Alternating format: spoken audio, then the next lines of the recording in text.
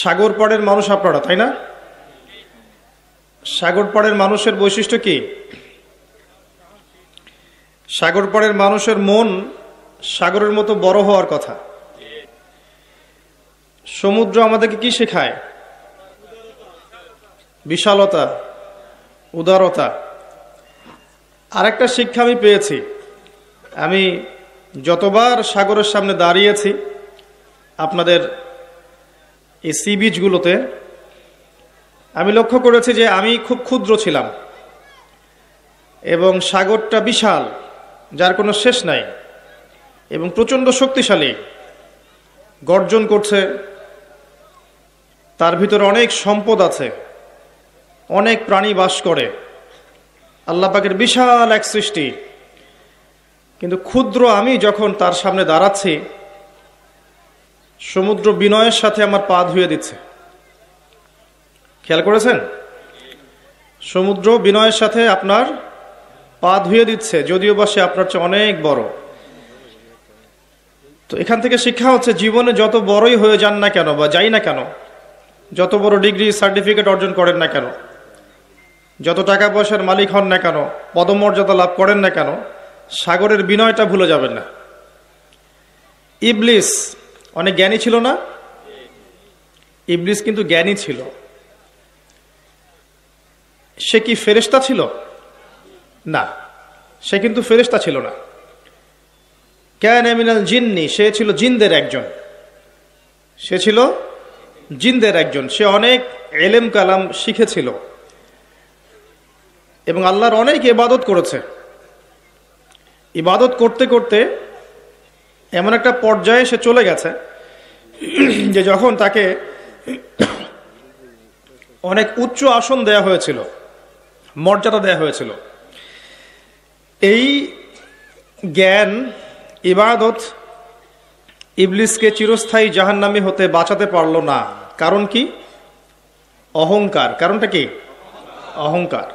আল্লাহ পাক যখন বললেন, ওয়াইজ কুলনা লিল মালাইকাতি ইসজুদু লিআদম, যখন আল্লাহ বললেন যে হে ফেরেশতারা তোমরা আদমকে সিজদা করো, ফাসাজাদু, তারা সবাই সিজদা করলো, ইল্লা ইবলিসা, ইবলিস সিজদা করলো না।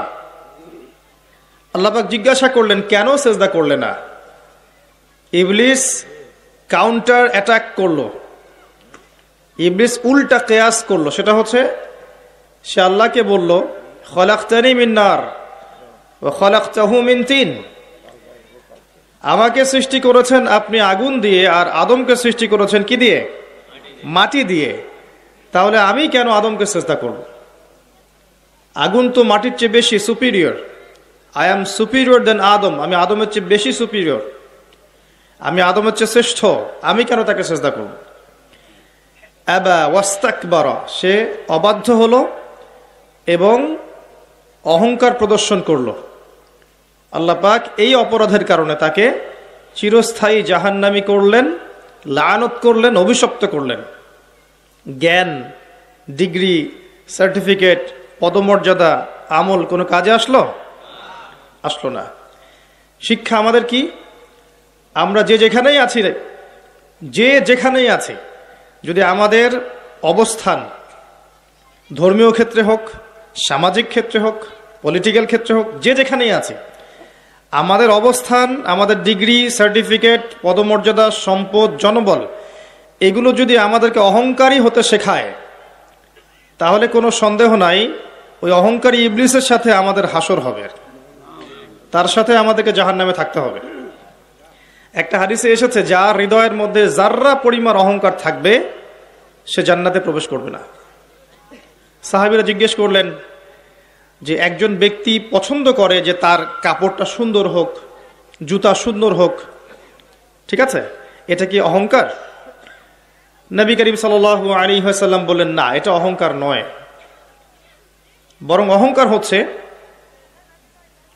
বাতারুল হক ওয়া গামতুন নাস, অহংকার হচ্ছে সত্যকে প্রত্যাখ্যান করা, হককে প্রত্যাখ্যান করা এবং অন্য মানুষকে তুচ্ছ তাচ্ছিল্য করা। তাহলে অহংকারের সংজ্ঞা কি? হক বা সত্যকে প্রত্যাখ্যান করা এবং অন্যকে তুচ্ছ তাচ্ছিল্য করা। অপর একটা হাদিসে নবী সাল্লাল্লাহু আলাইহি ওয়াসাল্লাম এও বলেছেন যে কোনো মুসলিম ভাইয়ের, একটা মুসলিম ভাই আরেকজন মুমিন মুসলিম ভাইকে তুচ্ছ জ্ঞান করবে, এটাই যথেষ্ট তার আল্লাহর কাছে খারাপ হওয়ার জন্য। আল্লাহর চোখে খারাপ হওয়ার জন্য এতটুকু যথেষ্ট যে আপনি একজন মুসলিম হয়ে আরেকজন মুসলিমকে তুচ্ছ তাচ্ছিল্য করছেন। তো অহংকার ইবলিসকে চিরস্থায়ী জাহান্নামী করেছে। আমরা যেন অহংকারী না হই, আল্লাহ পাক আমাদেরকে অহংকার থেকে দূরে থাকার তৌফিক দান করুন, আমিন। আর এই অহংকারগুলো কিন্তু জ্ঞানী মানুষদের মধ্যেই বেশি আসে।